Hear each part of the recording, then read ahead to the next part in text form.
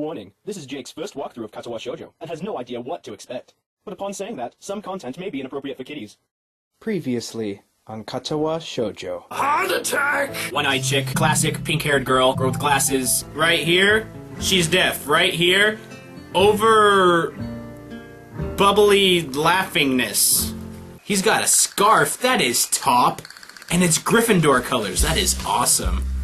My life is not a game here, or is it? And Let's play Risk. Who is this lady? Oh, she's blind. That's what I was thinking. Ha! It's you! I finally found you! When she runs, they just run away! Where was I? Oh yes, vast feminine conspiracy. And she's got no legs! And Even without a voice, Shizune is direct and brash, and Misha seems to get along with everyone.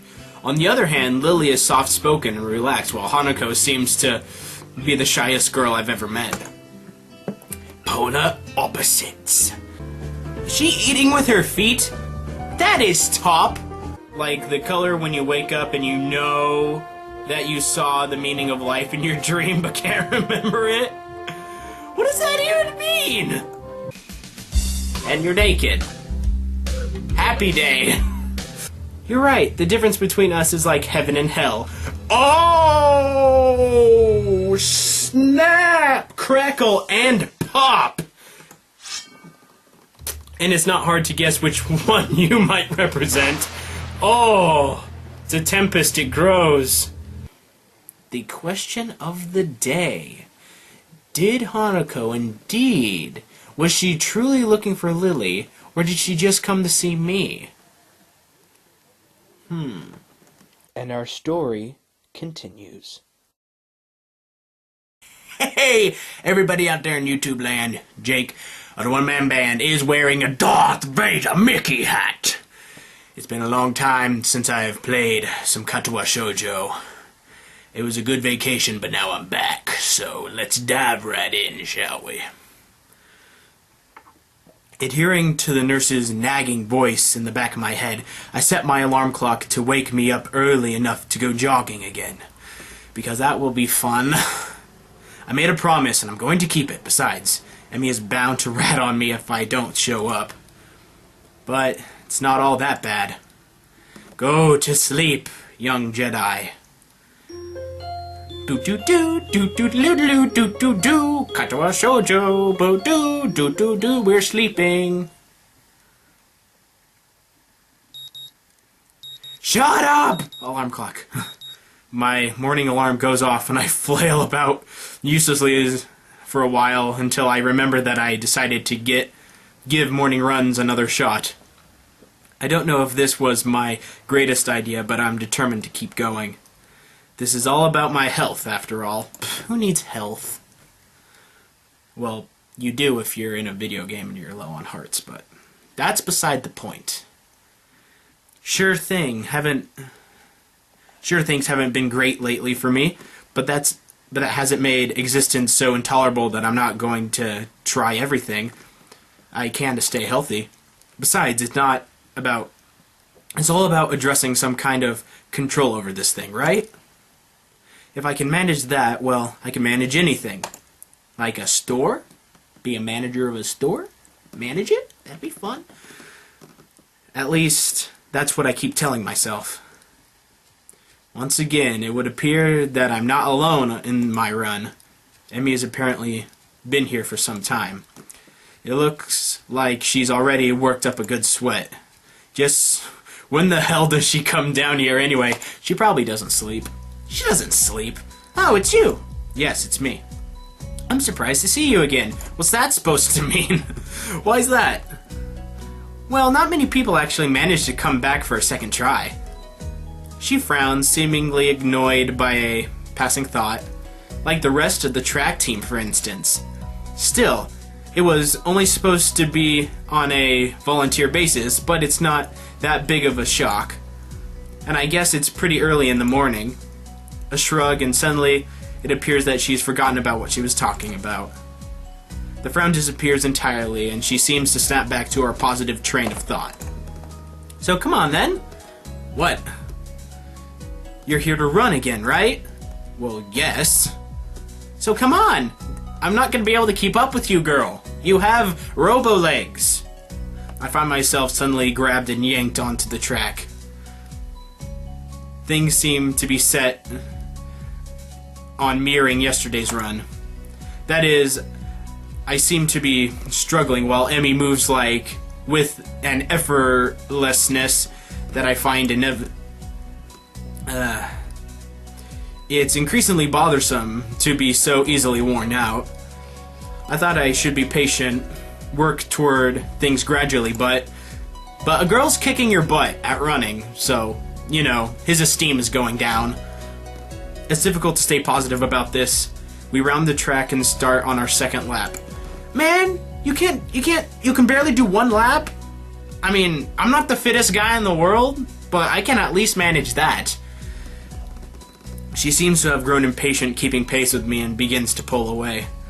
This is where I gave out yesterday. Will I be able to do more? Dude, all or nothing, go for it! What am I doing here? Am I really just going to fold and let Emmy pull ahead? No, I speed up. The second lap's quickly done, and without even considering it, I keep going. Emmy looks back over her shoulder at me and grins. Still going? What to think I was out of shape? Emmy laughs without breaking her stride, no less, and speeds up even more. Well, if this is the way we're going to play things, I increase my own pace as well. I can feel my lungs burning and my legs are starting to question just what the hell I think I'm doing. Well, don't push yourself too hard, you don't want to die. Lactic acid screams in my muscles, but I close my ears? Oh, screams, okay. It's a metaphor analogy thing. I can't let myself fall behind because that would be a loss. The rational voice in my head inquires mightily just when I was starting to play a game. I'd answer it, but I'm having a lot of trouble thinking at present. She's so fast! Oh, dang, am I dying? Am I dying? It's like a string pulling at my chest, a choking feeling of narrowness and pain. Before I can think of anything else, then, oh shit, the track disappears from under my feet. I stumble, one hand shooting down to clutch at my chest, the other hitting the track to keep me from falling on my face. Emmy whirls around with her eyes widen. Hisho? No, I'm just dying, it's okay. She yells at me, sprinting to the other side of the track. What's wrong? I'm just dying. That's just death. Keep your breathing steady. Calm down. Don't panic. Don't panic. Do you need me to get the nurse? I close my eyes, shutting out the outside world. Come on, you're stronger than this. My heart struggles to regain its rhythm. Slowly, the pain in my chest begins to subside. Soon it's gone like nothing happened. It was nothing. No, something happened there. I open my eyes again and glance at a very worried Emmy. I think I'm fine. My voice sounds weird even to myself, oddly even and matter-of-fact. It makes Emmy frown. I don't think you are. She seems to come to a decision and nods to herself. Right, you're coming with me. You're gonna go see... I don't want to see the nurse! He's weird! Emmy grabs my arm and drags me up.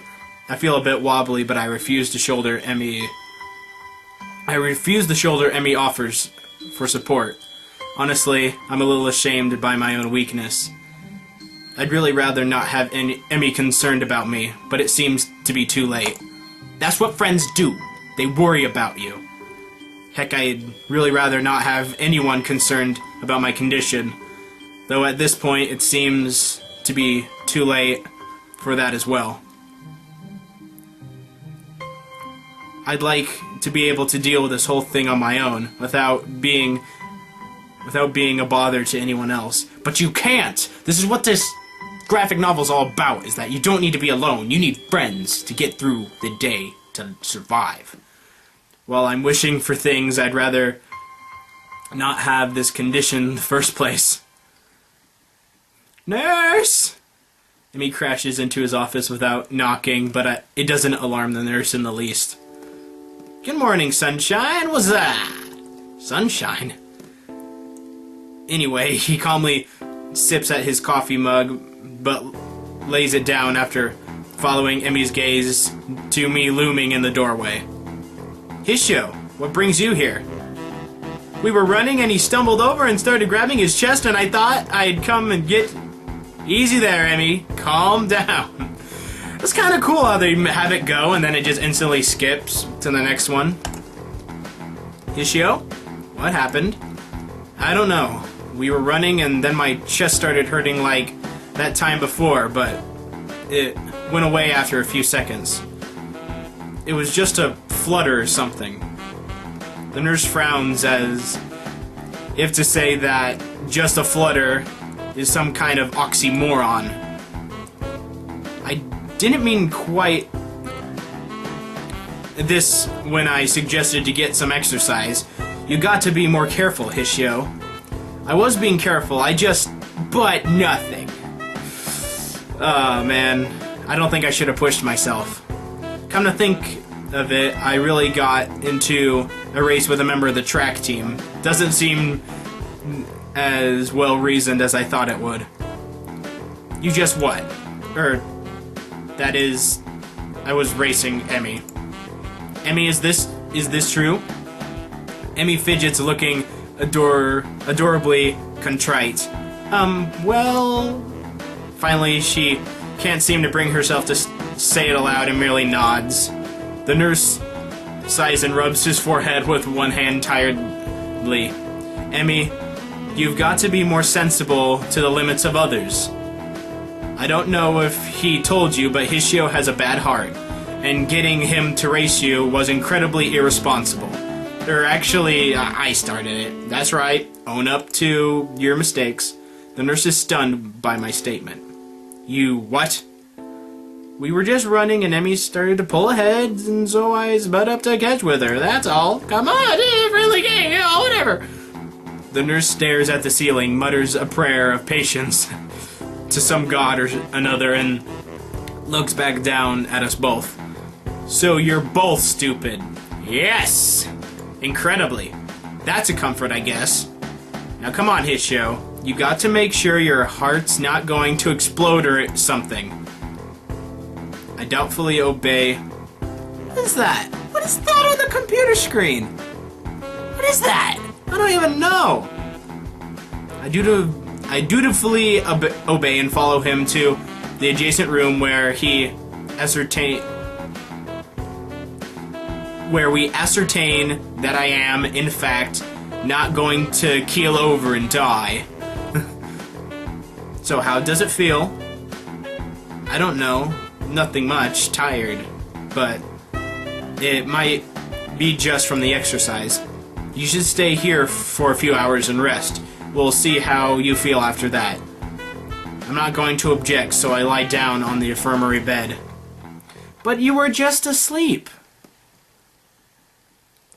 A thoughtfully miserable Emmy comes in after getting an earful from the nurse in the other room.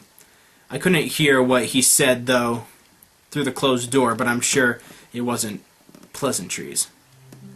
Look, I'm really, really sorry. Don't be sorry! It was my fault for being stupid. I should have been more careful. Hey, you didn't know? It's not your fault. That's what I'm saying.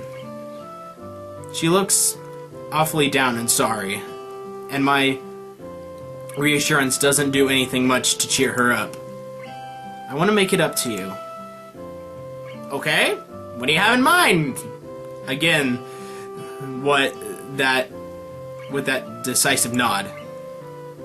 So you have to come to lunch with me. I'll bring it to you. I'll bring it for you, okay? Something really, really good. I start with a you don't have to, but then shut up and just nod at her when I see her face. Just accept it. Go with it. It's okay. We'll meet on the roof. Yep, the weather's nice now, and the roof's a great spot for lunch, you know. I see. You'll come, right? You wouldn't deny me the chance to make it up to you. Of course not. No, that'd be terrible. Great, see you there. And she's gone. Like the wind. I stay aloft somewhere between asleep and awake, feeling completely drained. Not only my body, but all of me is limp and paralyzed apart from my senses. I swallow with difficulty, and then try to lie as still as I can, which in this state is not a very hard thing to do. The nurse is shuffling around on the other side of the curtains he drew to give me privacy. I can see his shadow shifting about in the sunlight. He has opened the window in his office. It's windy outside. The clear white curtain flutters in the breeze with a heavy, lazy motion, like waves. Light shifts through them suddenly, half absorbing into the fabric. Oh, sleepy bye time again. I close my eyes and breathe. The breeze on my face feels like the soft fabric on the curtains. I listen to the sound of my heartbeat for a moment, trying to shut out sound of the nurse tapping away at his computer and my own heavy breathing. It's steady. Damn it! Not even a week and I end up like this again. I really screwed up this time. Should have known better than to play the half-baked sports star in front of a real one. And why did I try to act brave? Like, that heart flutter was no big deal, even when it was obvious that it wasn't. It was just a reflex to push it away, to keep it inside. I didn't want it to happen. I didn't want Emmy to see it.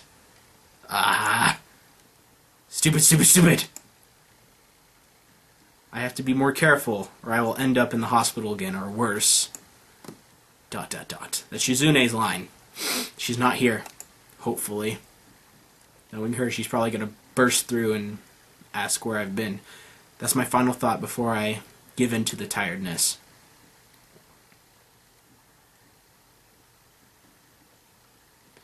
And I wake up again. I fell asleep? For how long? What time is it? I'm feeling a little lightheaded, but I keep blinking compulsively. Pushing the curtain aside, I squint my eyes against the unfiltered light pouring in from the window.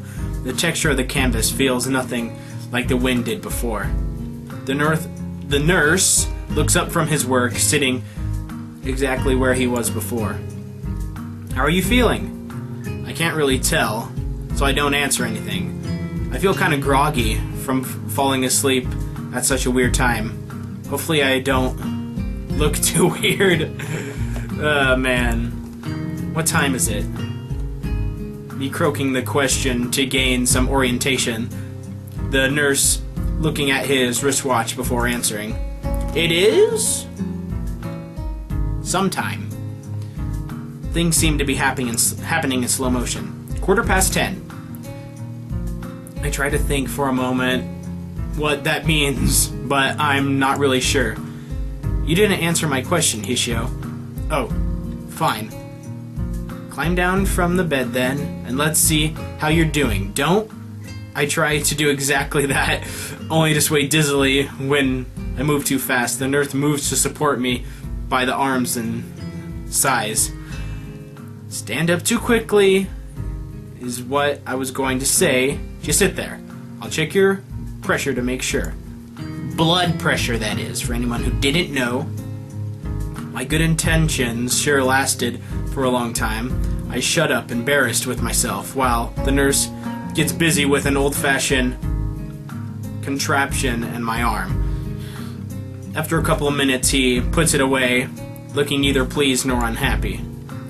You're alright. Head stop spinning? Yeah, you should drink some water. That makes it better. He's probably a bit dehydrated. Good. And how are the contents doing? You didn't show very good judgment out there, Hishio. I swallow to retort I was going to make. It's what I was thinking myself, but hearing it started by somebody else makes me want to protest. What he's saying is not pleasant to hear. Doesn't make him any less right. No, sir. He nods, still looking neutral as he was before. It would be easy to be angry at him if he said, "Told you so," or something, but he doesn't. I can try to help you and keep your health, but ultimately, the last call lies with you. Hopefully, this little episode will be something that'll remind you of that. Here, a note for your teacher, to avoid an interrogation. I take the slip of paper he's offering and make my leave as I can't think of anything else to say or even really want to. Stay out of trouble, you hear me? I don't think it was anything but a scare, but next time could be different. I hear ya. Alrighty. That's a thing. So I guess we need to get ready to go to class. There is some way to get to the school building straight from the auxiliary building, but I'm not keen to find out the possibility and possibly get lost, so I go out of the exit that I know works. I stop at the stairs of the auxiliary building, deliberating for a moment whether going to the dorms to get my books and stuff and going straight away to the class. The sun stings my eyes, so I head towards the dorms. Yes, best to get your stuff and then go, because you don't want to end up in your class and you don't got nothing. That's very embarrassing. The halls are quiet as the courtyard was. Naturally, since everyone is in class, I knock lightly at the door of the room 3-3 and push open the door where Matao calls from the other side. Sorry I'm late. 15 pairs of eyes turn to me. Good morning, Nikkei. Mato seems to be somewhat confused at my coming in late, as if I interrupted his flow or something. You threw off my groove! Judging by the rambling lectures his classes tend to be, that might be the case. I pass him the note the nurse gave me. Mato takes it with a nod and reads it quickly. He lifts his eyebrow and gives me a kind of stern look, but doesn't say anything, just nods solemnly again. I shrug and he gestures at me to run along, so I naturally do. The class goes on lazily. I think I'm starting to get the rhythm of the school. I have even stopped worrying about taking notes and being utterly attentive. The first days I was pretty high-strung in class. Matao finishes his lecture about electricity early, but continues without a pause about the festival. Oh great, we get to finally learn about the festival. Okay. So, as you know, the festival is on the day after tomorrow. I hope everyone's projects are going to be successful this year. Have a good time, but also come Sunday, please keep the meaning of this festival in your minds. What is the meaning? Games and fried food? No, Misha, no. Everyone bursts out in laughter, and so do I. Yes. Thank you, Midakao. He was about to say something. The remainder of his sentence is buried beneath the ring of lunch bells, and everyone starts packing their things. Matao deliberates for a moment, but since almost nobody seems to pay attention anymore, he gives up and sits down. Oh, look at all the white people! It's crowded in the hallway, or as crowded as hallways in this school probably get. Most of the students seem to be heading down for the cafeteria. Normally, I join the flow and grab a lunch myself, but today's different. Today, I've been invited to a lunch on the roof. An odd location, but that's where I was told to go. Fortunately, I managed to find shelter from the storm in the lee of the classroom door. Eventually, the torment subsides and I step tentatively out into the hallway. Only to be met by Emmy, who comes flowing down the hallway like a cannonball. Alrighty. End the episode here. Like and favor if you've enjoyed. Subscribe, of course, and all that stuff, I guess. It's been a while, so I need to get back into the rhythm of outros, but I'll see you guys next time I'm out there in YouTube land. Yeah. Bullseye.